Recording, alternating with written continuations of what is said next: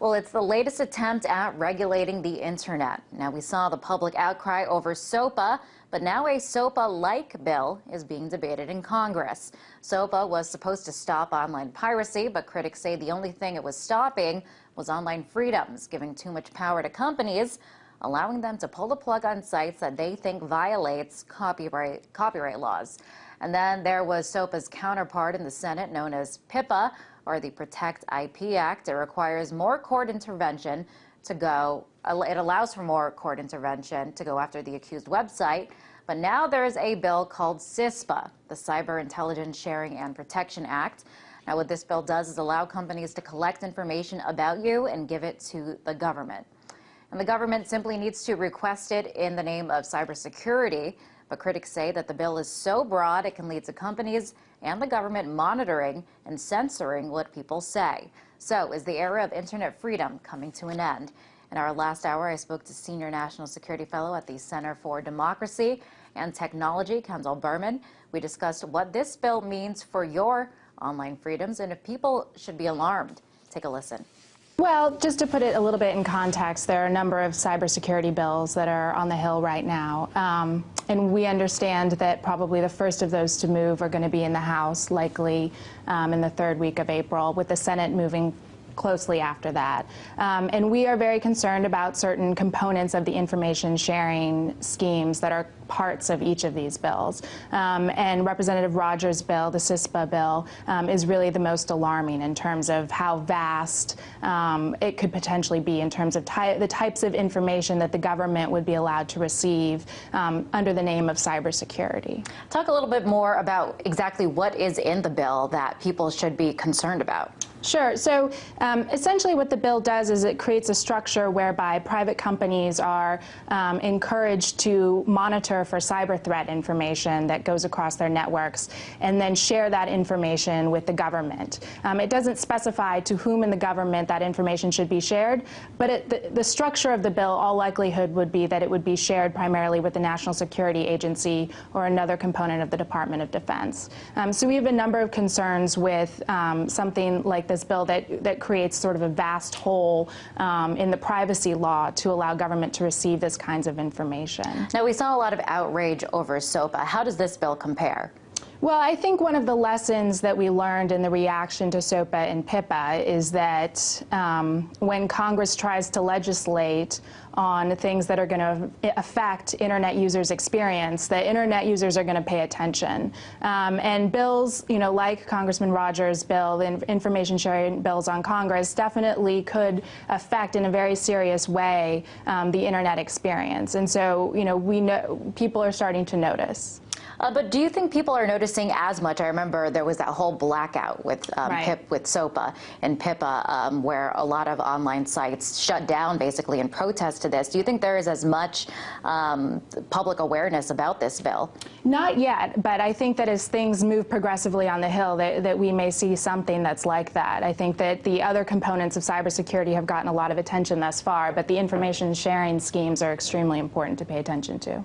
Now, up until now, the Internet has been pretty much unregulated, arguably, but some people disagree with this. Republican presidential candidate Rick Santorum is one of them. Let's take a listen to what he said about this.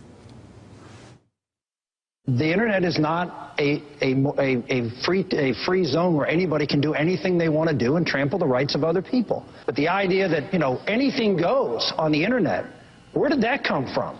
We're in America to say that anything goes. Now, that's interesting coming from a Republican who usually advocates less government, but in this case, when it comes to freedom of speech online, he's advocating more of it. But what do you make of his argument? Well, look, I don't know what Rick Santorum thinks of the cybersecurity legislation, but I do think that, in terms of his premise that the Internet is unregulated, that's not true. Just because you commit a crime on the Internet doesn't immunize you from liability just because it's on the Internet.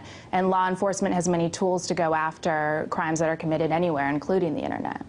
Now, what is the likelihood that you think that this is going to pass? Well, I'm not sure. I think that, no one knows right now. There's a lot of different movements on the Hill, but we take each bill extremely seriously, and particularly Congressman Rogers' CISPA bill. We take it very seriously.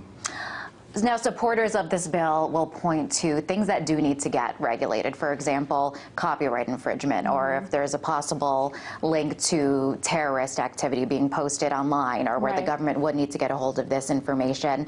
So what do you make of that argument, where these regulations need to be put in place in order to protect citizens?